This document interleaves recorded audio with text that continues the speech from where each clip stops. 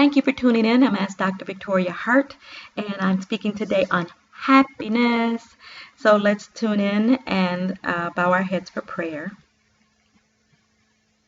May the words of my mouth and the meditations of my heart please be acceptable in your sight.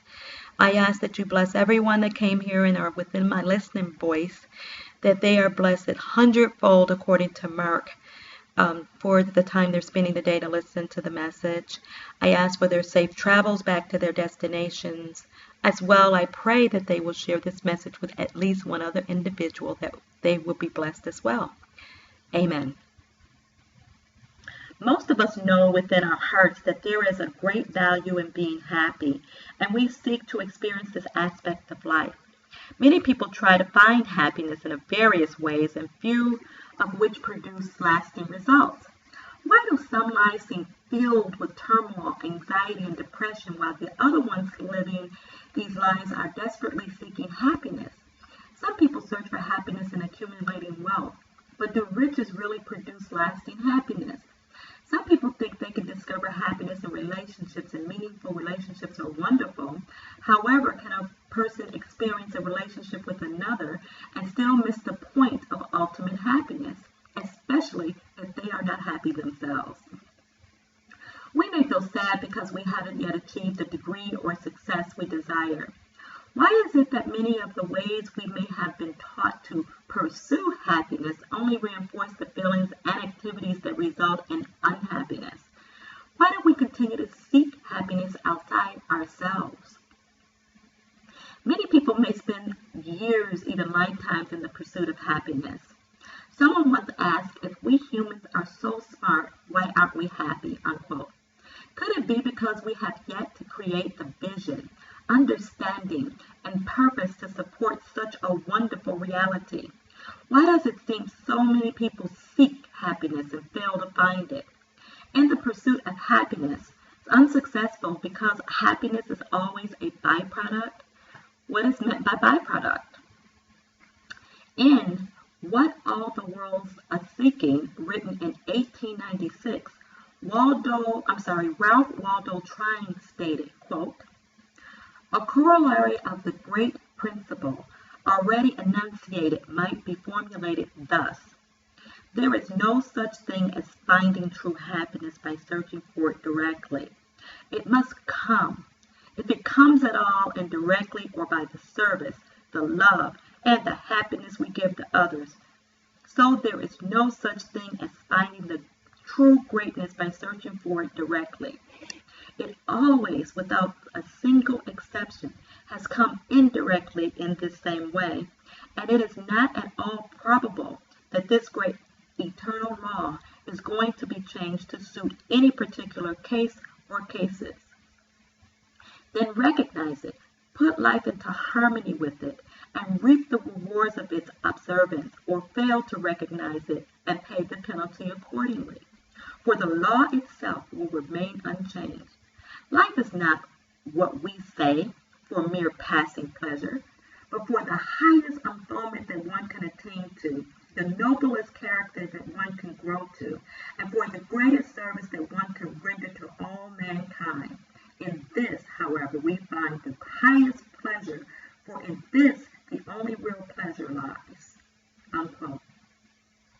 In closing, our journey through life may seem like a major challenge when unexpected difficulties arise. Could feelings of unhappiness result from certain beliefs and judgments that we choose that we can change?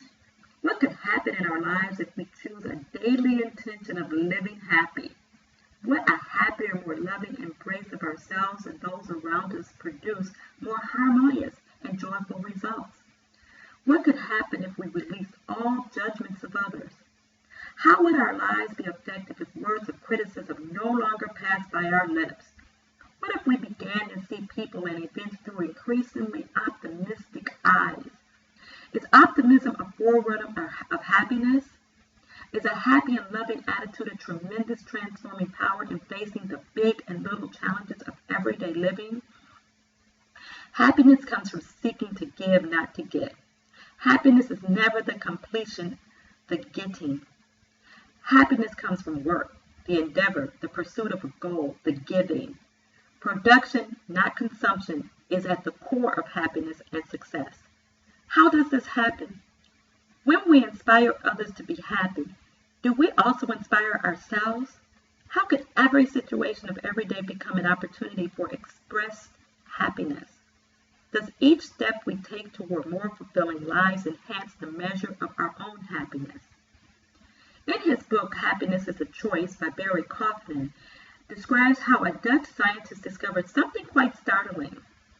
If he took two pendulum clocks, each a different size and made of different materials, and placed them on a wall in close proximity to each other, they would begin to alter their rhythm subtly until they beat in perfect unison. More recently, scientists have found that two heart cells from two different living creatures, when put near each other under a microscope, will synchronize and start beating together despite the space between the cells. If a diverse group of people, including a newborn infant, occupies a room in which a radio or a stereo system plays music with a distinct melody and beat, many in the group, including the infant, will move their feet and fingers to the music. Some might rock their torsos or move their heads. It could be said that these people are entraining themselves to the rhythm and motions around them. Consider the possible impact on a nation by a happy and loving head of state. Could there also be a similar effect on children by happy and loving parents, and patients by happy and loving doctors and nurses, on students by happy and loving teachers, and on relationships by happy and loving spouses? If being happy means that we become easier, more comfortable with ourselves, more accepting, respectful, excited, and appreciative of what we do and with whom we interface, would we not then become a gift to all we meet? Would we not become a continuous, incredible gift to ourselves as well?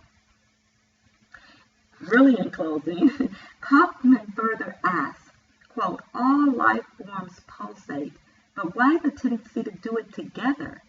Why do we mimic the tempo of music even at birth? Why do separate hearts or pendulum clocks in close proximity synchronize their beat? Why does one loving and happy person have a similar effect on another? What force determines such a propensity for harmony? What common energy moves all living creatures so strongly that synergistic interaction? Some call it the divine intelligence, and others truly recognize it as God, unquote. So I hope and pray that these words touched your life in some type of way. And I thank you so much for tuning in. I am available for any comments at AskDrVictoria@lightyearpurpose.com. And I pray that your day is truly divine and blessed. I look forward to you tuning in to the next message or meeting you at an event, seminar, or service. Bye.